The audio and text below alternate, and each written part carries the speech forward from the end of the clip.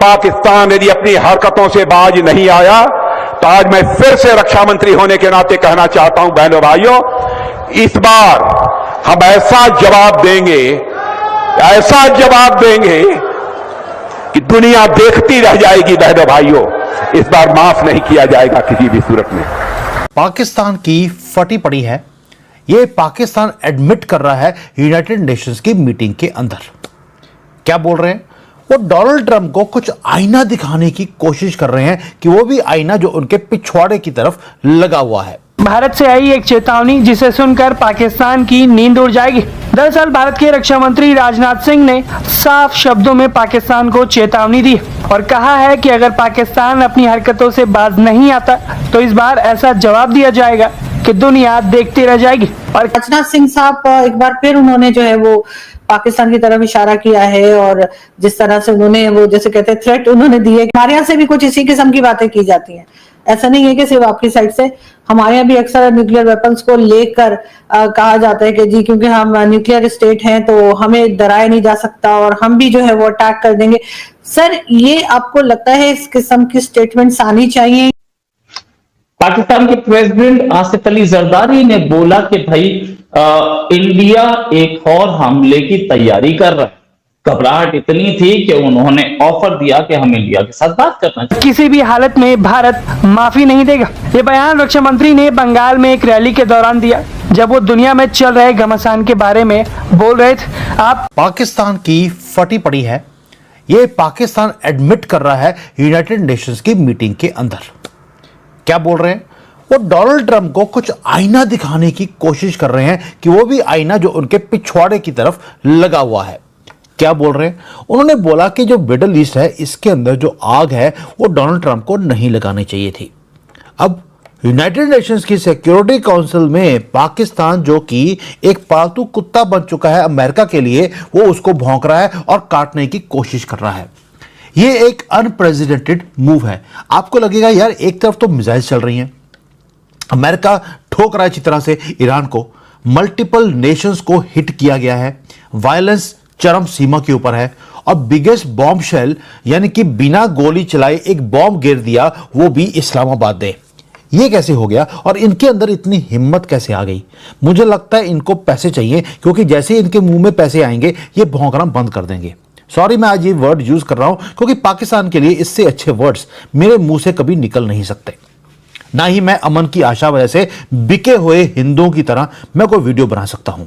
इनकी किडनियां ही निकालनी पड़ेंगी आपको एक दिन, जैसे चाइना निकालता है। इनका और कोई इलाज नहीं है। ये पाकिस्तानी जानवर हैं, ये इंसान नहीं हो सकते। ये लोगों ने बोलना शुरू कर दिया ओपनली। मोदी जी तो नाम भी लेते नहीं, कहते यार इनका नाम भी लिया तो इनका तो नाम ही पी से शुरू होता है, यानी कि पनौती। अब पाकिस्तान ने किया क्या? पहले तो उन्होंने माइक लिया और डिप्लोमेटिक अर्थक्वेक कर दिया डोनाल्ड ट्रंप के ऊपर। उन्होंने ग्लोबल पावर्स के सामने खड़े होकर एक हार्ड लाइन को क्रिएट कर दिया। हार्ड लाइन क्या था?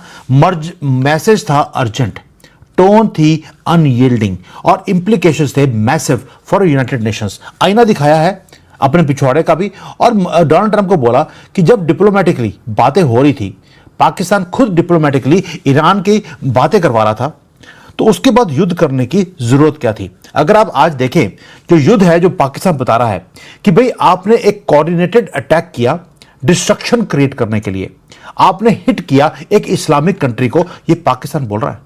क्यों? उसे मालूम है कि आज अगर ईरान की ये बुरी हालत करी है, वो ईरान जिसके पास इतना ज्यादा असला है, पाकिस्तान का क्या होगा? और ये जो जस्टिफिकेशन है वो ये दिया गया था क्योंकि उनके पास टेररिस्ट ऑर्गेनाइजेशंस हैं, उनके पास मिसाइलें हैं, वो एक न्यूक्लियर बॉम्ब बना रहे हैं। हमारे यहाँ से भी कुछ इसी किस्म की बातें की जाती हैं, ऐसा नहीं है कि सिर्फ आपकी साइड से, हमारे यहाँ भी अक्सर न्यूक्लियर वेपन्स को लेकर कहा जाता है कि जी क्योंकि हम न्यूक्लियर स्टेट हैं तो हमें डराया नहीं जा सकता और हम भी जो है वो अटैक कर देंगे। सर, ये आपको लगता है इस किस्म की स्टेटमेंट्स आनी चाहिए या आपको लगता है कि नहीं, इस किस्म की एक बार फिर दोनों कंट्रीज जो है उनमें अटैक्स फिर शुरू हो सकते हैं और कितने सर ये खतरनाक हो सकते हैं दोनों के लिए?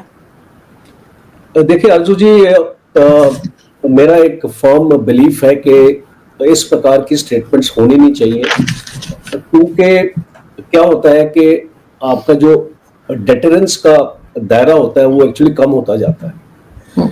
अब अगर आप एक न्यूक्लियर की बात करेंगे, अब आप देखते हैं कन्वेंशनली पाकिस्तान आर्मी और इंडियन आर्मी में फर्क है, बिकॉज एक असिमेट्री है।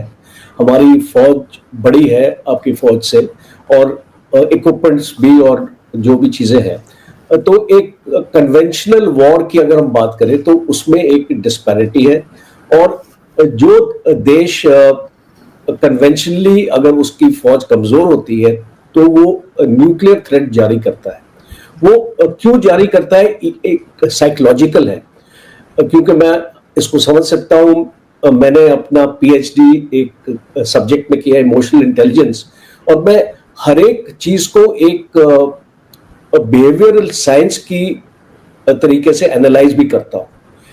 एक तो मिलिट्री साइंस से आप एक चीज एनालाइज करते हैं, और एक आप बिहेवियरल साइंस से कि ये जो बंदा है ये ऐसा क्यों बिहेव कर रहा है, और इसकी कंपल्शंस क्या है, और इसको इनसिक्योरिटीज इसको क्या है। तो जो मुझे लगता है जनरल मुनीर को स्टडी करने के बाद कि वो एक इनसिक्योर टाइप ऑफ पर्सन नजर आ रहे हैं, क्योंकि न्यूक्लियर की बात अगर आप करेंगे तो आप किससे बात कर रहे हैं?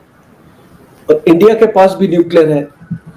क्या आप अपने देश को भी बर्बाद करना चाहते हैं? दोस्तों, जब पूरी दुनिया की नजर मध्य पूर्व की हलचल पर टिकी है और वैश्विक कूटनीति नए मोड़ ले रही है, उसी बीच भारत ने भी अपनी सुरक्षा नीति को लेकर साफ संदेश दिया है।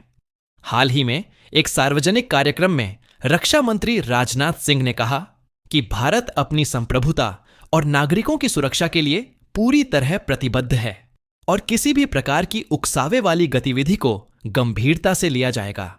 उन्होंने यह भी दोहराया कि नया भारत शांति चाहता है, लेकिन सुरक्षा के मुद्दे पर समझौता नहीं करेगा। उनका बयान ऐसे समय आया है जब सीमा पार से होने वाली गतिविधियों और क्षेत्रीय अस्थिरता पर लगातार चर्चा हो रही है। रक्षा मंत्री ने स्पष्ट किया कि भारत की नीति आक्रामकता नहीं, बल्कि आत्मरक्षा और स्थिरता पर आधारित है। उन्होंने बताया कि सरकार और सशस्त्र बल हर परिस्थिति के लिए तैयार हैं और निर्णय राष्ट्रीय हित को ध्यान में रखकर ही लिए जाते हैं।